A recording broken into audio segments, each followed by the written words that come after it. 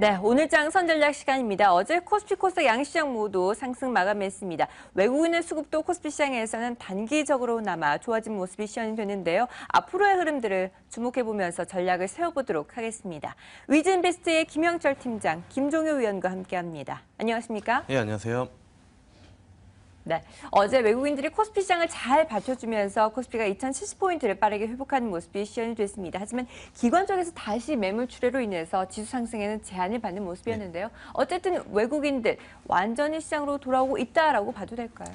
사실 그렇게 외국인들이 들어왔다라고 이제 섣불리 판단하기엔 좀 어렵지 않을까 이렇게 좀 판단을 하고 있는 그런 상황인데요. 네. 어제 이제 외국인들이 간만에 한 2천억 원 정도 이제 매수해가 좀 들어오다 보니까 시장에서 마감 이후에 유로 캐리 자금 이런 식으로 이제 분석이 나오는데 사실 그렇게 판단하기에는 너무 섣부른 판단이다라고 볼 수밖에 없고요.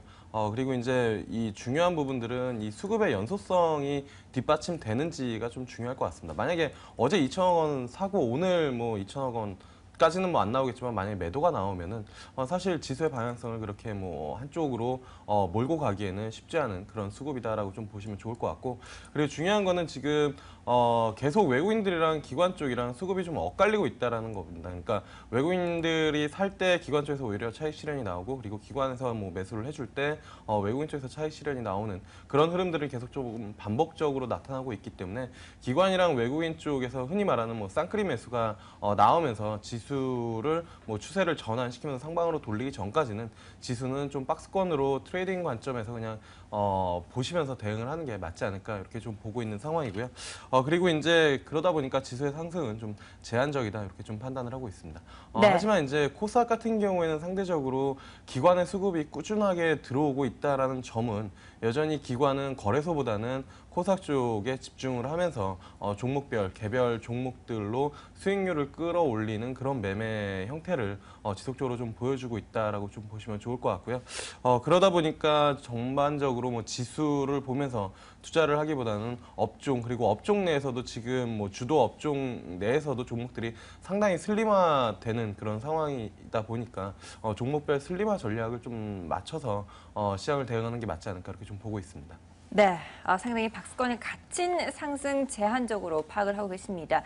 그리고 종목별로 대응을 해보자라고 전략을 제시해 주셨는데요. 어쨌든 외국인과 기관의 강한 쌍끌이 매수가 없는 이상 시장이 크게 상승하기는 어려울 것으로 보이죠. 위원님 어떻게 보시나요? 네, 지수로는 그렇죠. 어저께 종목으로 봤을 때도 외국인들이 실제로 매수했지만 매수 금액의 상당수는 낙폭과대한 은행주들, 대우조선해양, 하이닉스 이런 종목으로 기울어진 양상이었거든요. 이것 빼면 또 산 게 없거든요. 그러니까 인덱스 기준의 매수라고 보기 힘들고 기관들의 매도도 실제로 한 종목에 집중되었다라는 걸 살펴봤을 때 수급만으로 단순하게 판단할 수는 없을 것 같습니다. 그래서 외국인들 매도 압력은 좀 감소했지만 이걸 순매수 전환이라고 보기에는 어려운 국면이죠. 그렇게 본다면 시간을 뒤로 늘리면 늘릴수록 고평가 중소형주보다는 저평가 대형주 쪽이, 그럼 반대로 시간을 당기면 당길수록 저평가된 대형주보다는 고평가된 중소형주가 여전히 낫다라고 봐야 될 것 같고요. 또 경기순환주는 시간을 좁히면 좁힐수록 단기적인 낙폭과대에 따른 반등이 나올 수는 있겠지만 시간이 길어지면 길어질수록 현재 구간에선 그렇게 세계 경기 속도가 빨라지지 않을 것이고 IMF, 세계은행 전부 세계 경제 성장률을 떨어뜨리고 있는데 우리나라 애널리스트들만 경기순환주 사라, 경기 좋아진다 이딴 얘기를 하고 있으니까 누구를 믿을지는 여러분들의 선택에 맡기는 거고요. 시간이 길어지면 길어질수록 대형 가치주 쪽에 무게를 실어야 되겠죠. 최근에 미국이라든지 해외 쪽의 헤지펀드 CEO들은 점점 가치주 쪽에 무게를 싣고 있습니다. 그래서 가치 대비 저평가된 종목이 뭐기 때문에 우리는 관심을 갖고 있다. 오늘 그래서 미국의 메이시스 같은 종목이 정말로 올랐거든요. 크게 올랐거든요. 그래서 이런 흐름들을 우리도 좀 생각을 해봐야 되지 않나. 그래서 내가 투자 기간을 점점 늘려갈 건가 아니면 짧게 볼 것인가에 따라서 종목 선택은 바뀔 수밖에 없다. 이렇게 봐야 될 것 같습니다. 네, 역시 지수보다는 종목입니다. 저평가되어 있는 대형주 안에서도 가치주 중심으로 대응 전략을 세워보시기 바라겠습니다. 네, 그리고 어제 장 마감한 이후에 포스코의 실적이 발표가 됐습니다. 실적 내용과 함께 고강도 쇄신안도 발표를 했는데요. 자세한 내용들 화면으로 먼저 만나보시죠. 사업 포트폴리오를 내실 있게 재편성해야겠습니다. 그동안 추진해왔던 사업들은 철강 중심으로 재편하고 독자적 경쟁력을 갖추지 못한 계열사는 가감히 정리하겠습니다. 신성장 사업은 포스코 고유기술 중에서 경쟁 우위가 있는 분야에 집중하여서 미래를 대비하고 수익성을 담보해 나가도록 하겠습니다. 경영 의사 결정에 대해 책임을 명확히 해야겠습니다. 과거의 투자 실패, 경영 부실 이런 거에 대한 책임을 물어서 퇴직 25명을 포함한 총 43명의 임원을 최근 인사 조치하였습니다. 앞으로 투자 실명제 확대, 외부 역량을 활용한 사업 리스크의 점검, 성과주의 강화를 통한 투자의 안정성과 효율성을 높여 나가도록 하겠습니다. 포스코의 2분기 실적 자세히 좀 살펴보도록 할까요? 수요 감소와 공급 과잉 우려로 인해서 어쨌든 실적이 다소 부족한 현상이 나타났습니다. 매출액은 작년 같은 기간과 비교했을 때 11.4% 감소한 6조 5,755억 원으로 평가가 됐고 영업이익은 7.5% 증가하면서 6,075억 원으로 기록이 됐습니다.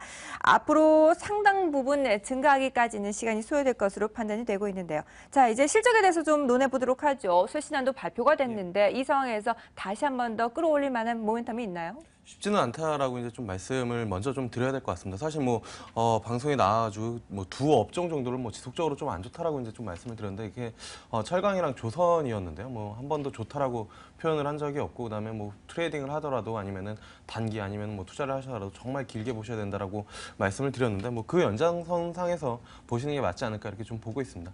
사실 어제 이제 연결 실적이랑 그다음에 개별 실적만 놓고 보면은 전반적으로 연결 실적이 상당히 이제 부진하고 개별 실적은 그나마 영업이익이 어느 정도 전년 동기 대비는 이제 돌아 나오는 그런 흐름들을 좀 보여줬는데 여기서 볼 수 있는 것은 너무 이제 자회사들이 많기 때문에 연결 기준으로 실적이 부진했다라는 부분들 그게 이제 좀 전에 화면에서 보신 것처럼 그렇기 때문에 이제 2017년도까지 한 50%의 부실이나 아니면은 좋지 않은 계열사들을 다 정리를 하겠다라는 그런 코멘트들이 좀 나온 것 같고요.